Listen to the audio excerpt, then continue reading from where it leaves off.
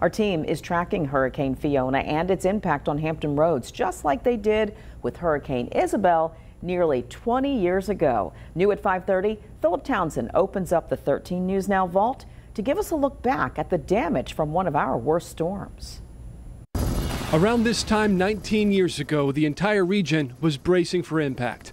Isabel had developed into a Category 5 hurricane, the first in the Atlantic since Mitch 5 years earlier. It reached winds of 165 miles per hour before weakening to a Category 2, still landing in North Carolina with 105 mile per hour winds. Hurricane force gusts pounding our area, ripping signs off of buildings, downing hundreds of trees, and shutting off power to millions across Virginia for more than a week.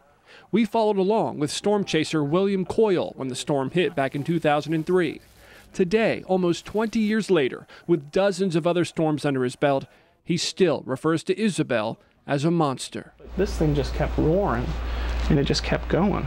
You could just hear it roar through the trees and through the power lines. There were stories to share all over the region, like this man who was forced into his van and barely made it out alive. He almost died charging his phone in this van. He said he jumped out of the passenger seat and he saw the forward wall come out. Happier moments too, like this salvaged wedding in Yorktown just 2 days after the storm. There'll be two.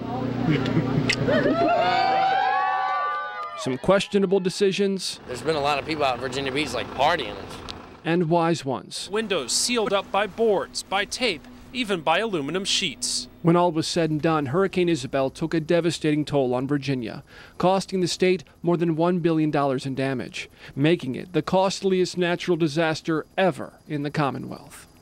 For 13 News Now, I'm Philip Townsend.